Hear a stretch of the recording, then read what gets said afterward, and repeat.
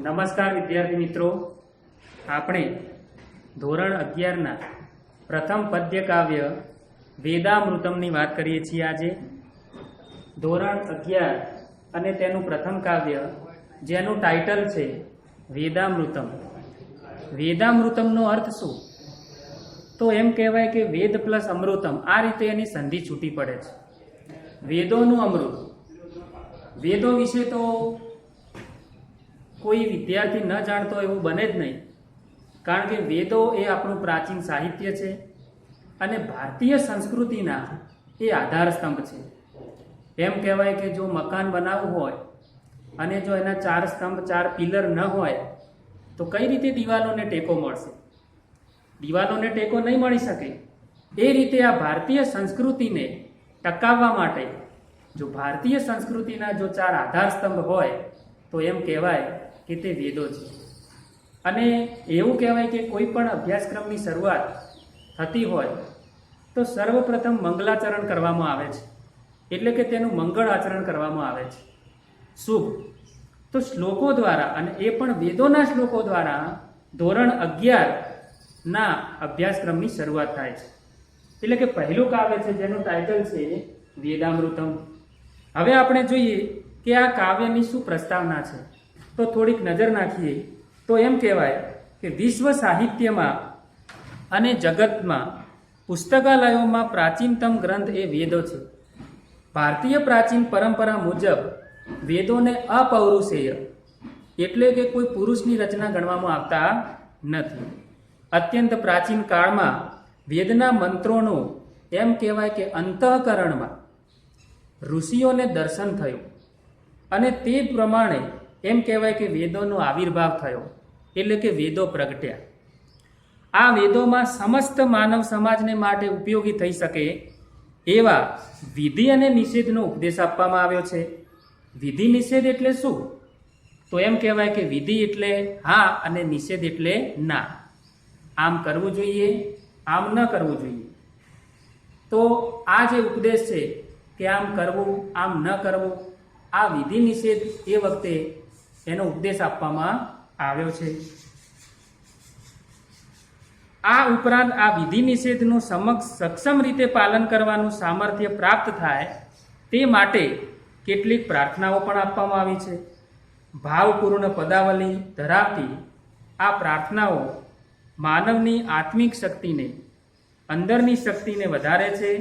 આ પાઠમાં ક્રમશઃ જે શ્લોકો આપવામાં આવ્યા છે તેમાં સર્વપ્રથમ પ્રાર્થનાને રિલેટેડ 2 શ્લોકો છે.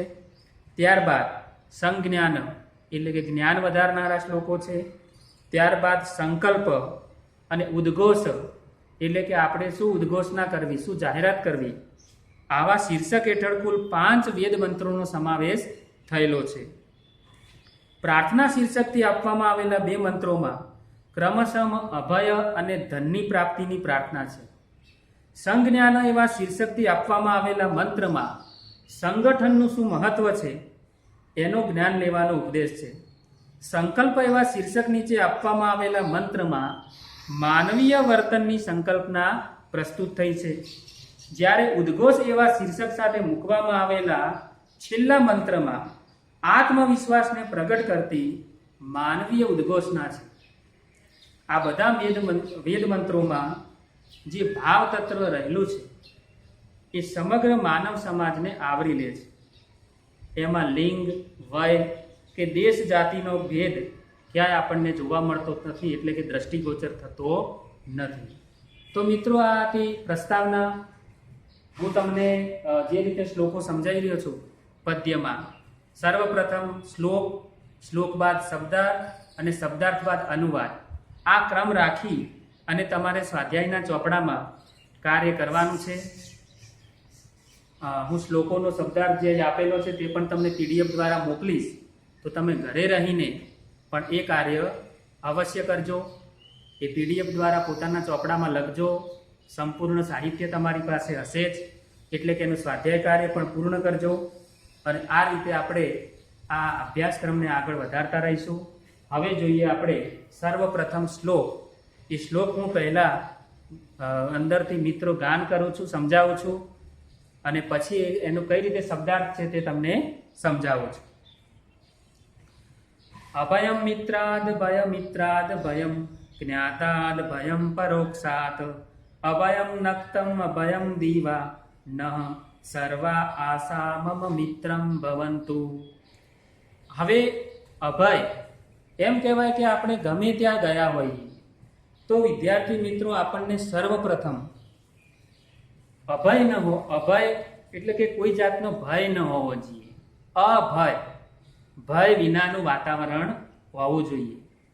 તો ઋષિ મુનિઓએ એવી વાત કરી, ઈશ્વર પાસે, આ પ્રકૃતિના તત્વો પાસે માંગણી કરી કે ભાઈ અમને અભય પ્રાપ્ત કરાવો, અમને અભય આપો. અને ક્યાં ક્યાંથી અભય આપો તો એ આ શ્લોકની અંદર વર્ણવવામાં આવ્યું છે. તો સર્વપ્રથમ આપણે જોઈએ કે આ શ્લોક આપણને શું કહેવા માંગે છે. સૌથી પહેલા વેદોની અંદર એમ કહેવાય કે એકાક્ષર બ્રહ્મ, એક અક્ષર જો બ્રહ્મ હોય તો એ છે ઓમ. ઓમ ઓમ ઓમ એટલે કે અ, ઉ અને મ. ઘણા વિદ્યાર્થી મિત્રો એનો ઉચ્ચાર કરે તો હ બોલે, ઓમ. હ નહીં, ઓમ.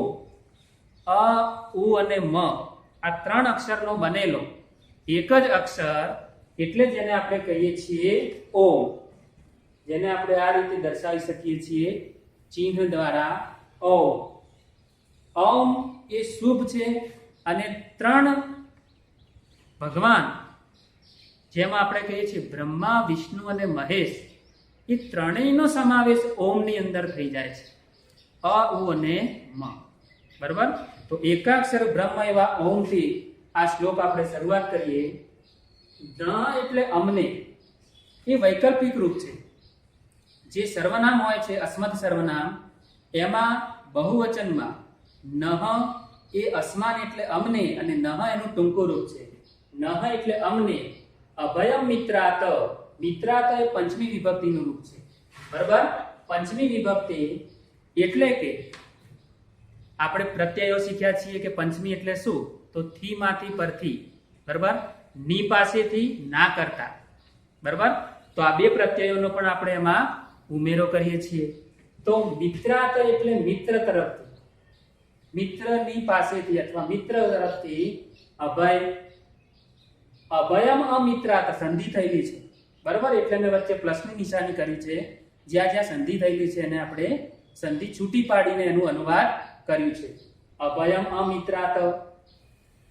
અ આવવાથી જે શબ્દ છે નેગેટિવ બને છે, ઓપોઝિટ બને છે, વિરોધી. એટલે કે મિત્ર તરફથી અભય અને અમિત્રાત એટલે કે શત્રુ તરફથી અભય. અભયમ જ્ઞાતા, અભયમ પરોક્ષાત. અભયમ જ્ઞાતા, જ્ઞાતા એટલે જાણકાર. ઘણા બધા હોય જે આપણને જાણતા હોય, પણ જાણકારનો પણ આપણને ભય સતાવતો હોય, જાણકારનો પણ આપણને ડર લાગતો હોય, ભય લાગતો હોય. તો ઋષિ મુનિઓએ કોઈ એવું સ્થળ બાકાત નથી રાખ્યું. એમને બધા સ્થળોમાંથી અભયની પ્રાપ્તિ થાય એવી વાત કરી છે. એટલે જ્ઞાતા. બરાબર? એ પણ પંચમી વિભક્તિ. તો જ્ઞાતા એટલે જાણકારથી અભય. અભયમ પરોક્ષાત, પર અક્ષ. અક્ષ એટલે આંખો. આપણે નજરો નજર આપણે સામે જોઈએ તો શું કહીએ મિત્રો? પ્રત્યક્ષ જોયું. શું કહીએ છીએ કે મેં આ દ્રશ્ય પ્રત્યક્ષ જોયું. પરંતુ અહીં પ્રત્યક્ષનો વિરોધી પરોક્ષ શબ્દ વાપરવામાં આવ્યો છે. પરોક્ષાત એટલે પર અક્ષ, જે આંખોથી દૂર છે. એટલે કે અભયમ પરોક્ષાત. પરોક્ષ એટલે જે તમારા નજરે પડતું નથી, જે દૂર છે. હવે વિશ્વમાં ગમે ત્યાં હોય જે આપણને નજરે પડતું નથી, તો જે નજરે પડતું નથી તેનાથી પણ અભય. અભયમ નક્તમ અભયમ દીવા. નક્તમનો મતલબ છે રાત્રિ અને દીવાનો મતલબ છે દિવસે. બરોબર? તો રાત્રે અભય અને દિવસે પણ અભય પ્રાપ્ત થાવ. જીવો 24 કલાક, જેમાં 12 કલાક દિવસ અને 12 કલાક રાત્રિ.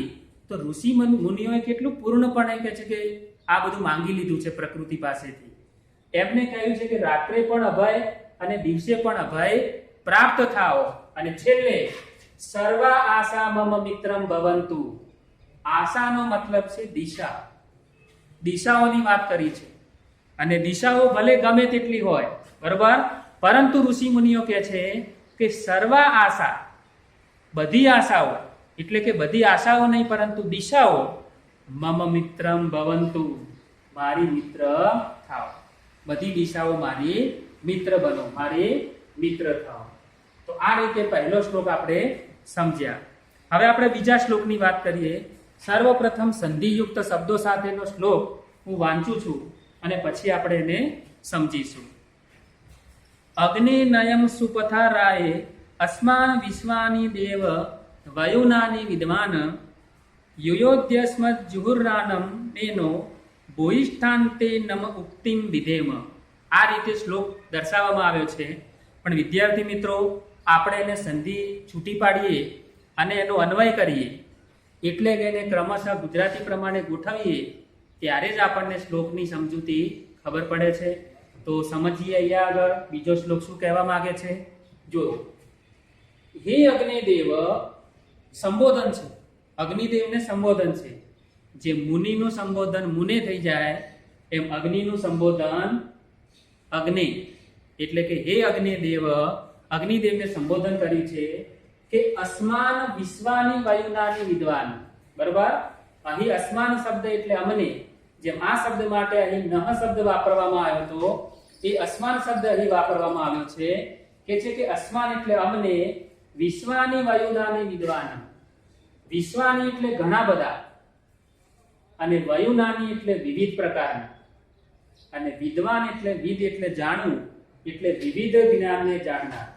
બરાબર, તો અસ્માન વિશ્વાની વાયુનાની વિદ્વાન, હે અગ્નિદેવ, અમને ઘણા બધા વિવિધ જ્ઞાનને જાણનારા. રાય સુપથાનય, રા શબ્દ એટલે ધન, બરાબર, જ્ઞાનને જાણનારા એવા. રા એટલે ધન અને રાય એટલે ચતુર્થી વિભક્તિ છે. વિદ્યાર્થી મિત્રો, ધોરણ 10 માં આપણે વિભક્તિઓ ભણ્યા છીએ, એનો ભરપૂર ઉપયોગ આપણે હવે કરવાનો છે, કારણ કે હવે વ્યાકરણ એટલું બધું આવતું નથી. તો રાય એટલે ધનને માટે, ને માટે, ચતુર્થી વિભક્તિ. સુપથા એટલે પથ એટલે માર્ગ, અને સુ એટલે સારો. સુપથા એટલે સારા માર્ગે, અને નય એટલે આજ્ઞાર્થનો ઉપયોગ છે, જેમાં આજ્ઞા આપી શકાય, વિનંતી કરી શકાય, સલાહ આપી શકાય. તો નય એટલે મધ્યમ પુરુષને આપે કહે છે કે લઈ જાઓ, જેમાં છે હતું નશે આવે નહીં. આ બધું આપણે ભણ્યા છીએ. તો સુપથા નય એટલે તમે ધનને માટે સારા માર્ગે લઈ જાઓ, અગ્નિદેવને કહે છે. અને યુયોધિ અસ્મત જુહુરાનમ એન, અહીં સંધિ છૂટી પડે છે. બરાબર, આપણે જે સંધિ છે છૂટી પાડીએ તો અહીં પણ એક સંધિ છૂટી પડે છે. યુયોધિ અસ્મત જુહુરાનમ એન. અસ્મત એટલે અમારાથી, જુહુરાનમ નો મતલબ છે કુટિલ બંધનકારી. બરાબર, એન એટલે આ એવું. બરાબર, જુહુરાનમ એટલે જે કુટિલ બંધનકારી એવું પાપ થયેલું હોય છે તેને યુયોધિનો મતલબ છે તમે દૂર કરો. આ પણ આજ્ઞાર્થ મધ્યમ પુરુષ એક વચનનું ક્રિયાપદ છે. બરાબર, જેમાં થી પ્રત્યય પણ આવે છે.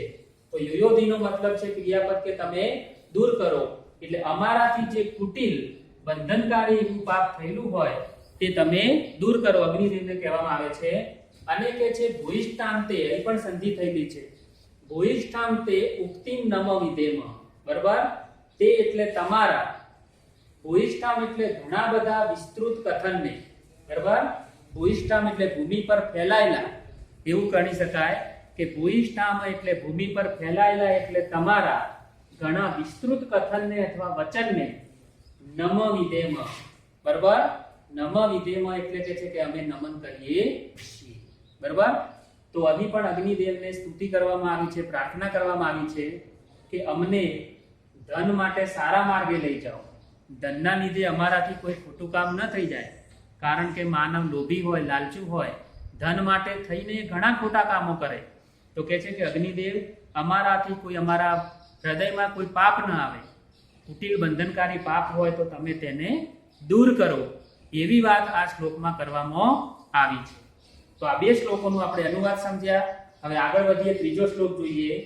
ત્રીજા શ્લોકમાં વાત કરી છે સંગઠનની. એક સમાન વિચારસરણી હોય, એક સમાન આપણું મન હોય, આપણે એકમત હોઈએ, તો તો ચોક્કસ આપણને સફળતા મળે જ છે. બરોબર? તો હવે જોઈએ કે શું કહેવા માંગે છે. વહ સમાનઃ મંત્ર. હવે વિદ્યાર્થી મિત્રો સમજો કે જે રીતે નમ એટલે અમને અથવા અમારું, એમ વહ એટલે સામે મધ્યમ પુરુષ માટે છે, એટલે યુષ્મદ સર્વનામ છે. તો નમ એટલે અમને અથવા અમારા, તો વહ એટલે તમારા. વહ સમાનમ મંત્ર સમિતિ સમાની. તમારા મંત્ર એટલે કે વિચારો, સમાન એટલે એક સરખા થાવ, અને સમિતિ એટલે સભા, સમાની એટલે એક મતવાળી થાવ. અહીં કહે છે કે તમારા એટલે એમના દ્વારા આપણને ઉપદેશ આપવામાં આવ્યો છે કે તમારા સૌના વિચાર એક સરખા થાવ, અને તમારી સમિતિ એટલે કે સભા એક મતવાળી થાવ. ત્યારબાદ છે સમાનમ મનઃ. મનઃ એટલે પણ મનમાં વિચારો આવે, એટલે મન એ પણ શું છે? વિચારસરણી છે. એટલે કે છે કે સમાનમ મનઃ, તમારી વિચારસરણી સમાન એટલે એક સરખી થાવ, તમારા વિચારો એક સમાન થાવ. સહ ચિત્તમ એસામ. મનને જ આપણે બીજા શબ્દોમાં ચિત્ત કહી શકીએ છીએ, તો અહીં ચિત્તનો ઉલ્લેખ કર્યો છે. સહ ચિત્તમ એસામ, એસામ ચિત્તમ. બરાબર? ચિત્ત એટલે આપણું મન, અને મન એટલે આપણું અંતઃકરણ. બરાબર? અંતઃકરણ. તો કે છે કે એસામ એટલે આ બધાનું, ચિત્તમ એટલે અંતઃકરણ, સહ એટલે સાથેનું એટલે ऐक्यवाળું, એકતાવાળું થાવ. અહીં પણ સલાહ, વિનંતી અને આજ્ઞાનો ઉપયોગ છે. બરાબર? એટલે કે છે કે સહ ચિત્તમ એસામ, આ બધાનું અંતઃકરણ ऐक्यवाળું બનવું અથવા ऐक्यवाળું થાવ. સમાનમ મંત્રમ અભિમંત્ર એ. બરાબર? મંત્ર એટલે વિચાર આપણે આગળ જોઈ ગયા છીએ, અને સમાનમ એટલે એક સરખા અથવા એક સમાન, અને અભિમંત્ર એ જે ક્રિયાપદ છે એ કહેવા માંગે છે ઉત્તમ પુરુષ એકવચન કે એક સરખા વિચારને હું માન્ય રાખું છું. વિચારો એક સમાન હોવા જોઈએ, અલગ અલગ હોવા જોઈએ નહીં. તો એમ કે છે કે એક અભિમંત્ર એટલે કે છે કે હું માન્ય રાખું છું. તો સમાનમ મંત્રમ અભિમંત્ર, એક સમાન એક સરખા વિચારને હું માન્ય રાખું છું. અને સમાનેન હવિષા જુહોમિ. સમાનેન એટલે એક સમાન, હવિષા એટલે હવિષ્ય, જેને હવિ કહે છે. હવિ એટલે યજ્ઞમાં હોમવામાં આવતી સામગ્રી, કે યજ્ઞમાં આપણે ઓમ સ્વાહા આપણે 3 આંગળીઓ વડે જે લઈ અને જે આ સામગ્રી લઈ અને અગ્નિદેવને સમર્પિત કરીએ છીએ, તો એને હવિષ્ય એટલે હોમ દ્રવ્ય કહે છે. તો સમાનેન હવિષા જુહોમિ. જુહોમિનો મતલબ છે હું હોમ કરું છું, એટલે કે યજ્ઞ કરું છું. બરાબર? તો સમાનેન હવિષા જુહોમિ, એક સમાન હવિષ્ય હોમ દ્રવ્ય વડે હું હોમ કરું છું. એટલે કે અહીં એક સમાન દ્રવ્યની પણ વાત કરી છે. સમસ્ત રીતે જોવા જઈએ તો અહીંયા સમાનતાની, એક સમાન વિચારસરણીની અને સંગઠનની એક મતવાળા બનવાની વાત કરવામાં આવી છે. વેદોના વિચારો મિત્રો સર્વકાલીન છે. એ વખતે જેટલા ઉપયોગી હતા એટલા જ હાલના યુગમાં, હાલના સમયમાં પણ ઉપયોગી છે. માટે જ સંસ્કૃતના અભ્યાસક્રમની શરૂઆતમાં 11-12ના લેવલે જોઈએ તો આપણે વેદોનો અભ્યાસ કરીએ છીએ. બરાબર? હવે આગળના શ્લોકની વાત કરીએ, જેમાં આપણને એક સંકલ્પની વાત કરી છે. સંકલ્પ એટલે આપણે એવો સંકલ્પ કરવો કે આપણે કેવા બનવું, કેવો સ્વભાવ ધારણ કરવો. તો અહીં 2 શ્લોકો એ પ્રમાણે આપવામાં આવ્યા છે. તો ચોથો શ્લોક આપણે જોઈએ. વહ સહૃદયમ. બરાબર? વહ સહૃદયમ. સહૃદયમ એટલે વહ એટલે તમને, અને સહૃદયમ એટલે સમાન હૃદયવાળા. અહીં પણ કહેવામાં આવે છે કે ઋષિ મુનિ આપણને, સામાન્ય લોકોને વાત કરે છે કે હું તમને સૌને સહૃદયમ એટલે સમાન હૃદયવાળા, સામનસ્યમ અવિદ્વેષમ કૃણોમિ. સામનસ્ય એટલે સંમન, સમાન મનવાળા, અને અવિદ્વેષમ, દ્વેષ એટલે જેના પ્રત્યે ખરાબ વિચાર હોય, ખોટા વિચાર હોય, દ્વેષ હોય, ઈર્ષ્યા હોય, અદેખાઈ હોય, જેને દ્વેષ કહે છે. તો અવિદ્વેષમ, અ આવવાથી નેગેટિવ બનશે, ઓપોઝિટ બનશે. અને કૃણોમિ એટલે કે છે કે કૃ એટલે કરવું. બરાબર? ધાતુ છે. તો કે છે કે કરું છું અથવા બનાવું છું. તો સામનસ્યમ અવિદ્વેષમ કૃણોમિ. બરાબર? બી એટલે ઉત્તમ પુરુષ એકવચન. હું કહે છે કે તમને સમાન મનવાળા અને અવિદ્વેષમ કૃણોમી એટલે દ્વેષ વગરના બનાવું છું. દ્વેષ રહિત, દ્વેષ એટલે કે ઈર્ષ્યા દેખાય નફરત વિનાના બનાવું છું. વત્સમ જાતમ ઇવ અધન્યા, અધન્યાનો મતલબ છે ગાય, બરાબર? ગાય જેને આપણે માતા તરીકે પૂજીએ છીએ એવા ગાયની વાત કરી છે. તો અધન્યા એટલે કે છે કે ગાય, ઈવ એટલે જેમ, ઈવ એટલે જેમ, વત્સમ જાતમ, વત્સમ એટલે વાછરડાને, આપણે પણ વત્સ એટલે પુત્ર કહીએ છીએ, પણ પ્રાણીઓ માટે એટલે કે ગાય માટે વત્સ એટલે એનું વાછરડું. તો વત્સમ જાતમ, જાતમ એટલે જન્મેલા, જેમ નવા જન્મેલાને ગાય શું કરે? પોતાની જીભ વડે બરાબર ચાટે છે, પ્રેમથી ચાટે છે, ચાહે છે, એનામાં એક નવો જીવ જાણે કે ઉમેરે છે, બરાબર? એનું પોષણ કરવાનું કાર્ય કરે છે. તો કે છે કે અધન્યા એટલે ગાય, ઈવ એટલે જેમ, વત્સમ જાતમ એટલે જન્મેલા વાછરડાને ચાહે છે, બરાબર? અને કે છે કે અન્યો અન્યમ અભિહર્યત, અન્યો અન્ય એટલે એકબીજાને, ગાય જેમ કે છે કે જન્મેલા વાછરડાને ચાહે છે તેમ અન્યો અન્ય એટલે તમે બધા એકબીજાને, અન્યો અન્ય, અન્ય એટલે બીજું, અન્ય, અન્યો અન્ય એટલે એકબીજાને અભિહર્યતનો મતલબ છે ચાહતા રહો. કેમ કે છે કે તમે પણ એકબીજાને ચાહતા રહો. એટલે કે જગતમાં શું લઈને જવાનું છે? પ્રેમ કરો, સ્નેહ કરો, હળી મળીને રહો, બરોબર? તો આવો સંકલ્પ લેવાની વાત કરી છે કે તમે એકબીજાને ચાહતા રહો, એકબીજાને પ્રેમ કરતા રહો, ચાહતા રહો, બરોબર? તો જેવી રીતે ગાય જન્મેલા વાછરડાને ચાહે છે, અન્યો અન્યમ અભિહર્યત, તેમ કે છે કે તમે એકબીજાને ચાહતા રહો. તો આ રીતે ચોથો શ્લોક આપણે સંકલ્પ કેવો લેવો જોઈએ? તો કે છે કે એવો સંકલ્પ લેવો જોઈએ કે જેનાથી એમ કહેવાય કે આપણે સમાન હૃદયવાળા બનીએ, એકબીજા પ્રત્યે પ્રેમ રાખીએ, બરોબર? અને હળી મળીને રહીએ. હવે વાત કરી છે છેલ્લો શ્લોક 5મા નંબરનો, મેં અહીં બાજુમાં લખ્યો છે, હું તમને સમજાવું છું. જેમાં વાત કરી છે કે આપણે આપણા ભાગ્યનું નિર્માણ કઈ રીતે કરી શકીએ. તો વિદ્યાર્થી મિત્રો, આપણે આપણા ભાગ્યનું નિર્માણ આપણા હાથ દ્વારા કરી શકીએ. જે કંઈ છે આપણા હાથ છે, અને આપણા હાથ દ્વારા આપણે આપણી સફળતા મેળવી શકીએ છીએ. તો આ પણ એક શુભ સંકલ્પ અહીં આપવામાં આવ્યો છે કે અયમ મે હસ્ત ભગવાન.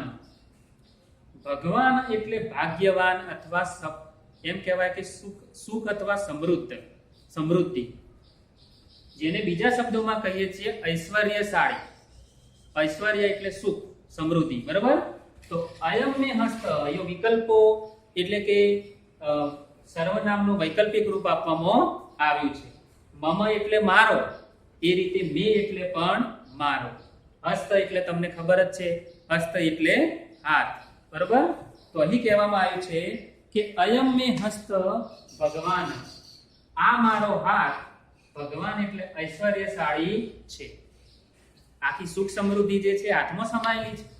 હાથ વડે કાર્ય કરવાથી સુખ પ્રાપ્ત થઈ શકે છે. એટલા માટે આ મારો હાથ ઐશ્વર્યશાળી છે.